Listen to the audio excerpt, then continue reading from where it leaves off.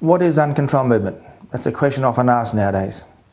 Uncontrolled movement is more than simply hypermobile range or initiating movement in one place before somewhere else.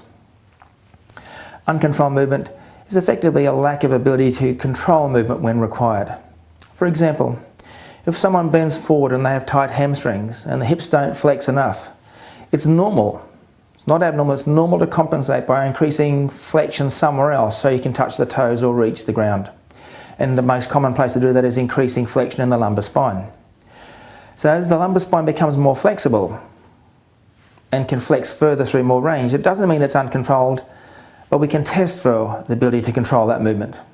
We can test for the ability to do something not quite functional, normal function, but we can ask the subject, can they minimise or limit that flexion of the lumbar spine while they flex at the hips instead? The ability to do that demonstrates that the central nervous system can efficiently and effectively activate segmentally attaching muscles in the lumbar spine to limit or minimise lumbar flexion during a flexion loading activity such as bending forward at the hips. So that would be a test of flexion control. Uncontrolled movement is normally qualified by the site and the direction that there is a control fault.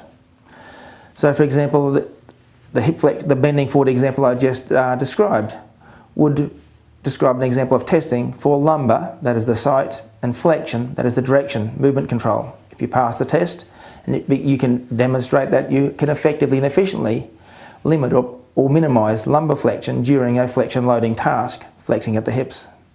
If you lack that ability to benchmark standards, if you lack the ability to control that movement to benchmark standards, you fail a test of lumbar flexion control. So uncontrolled movement is site and direction specific, and we can test for the ability for the central nervous system to effectively and efficiently control movement at a certain site in a certain direction, and we can also test them under certain thresholds of loading, low threshold or high threshold loading environments.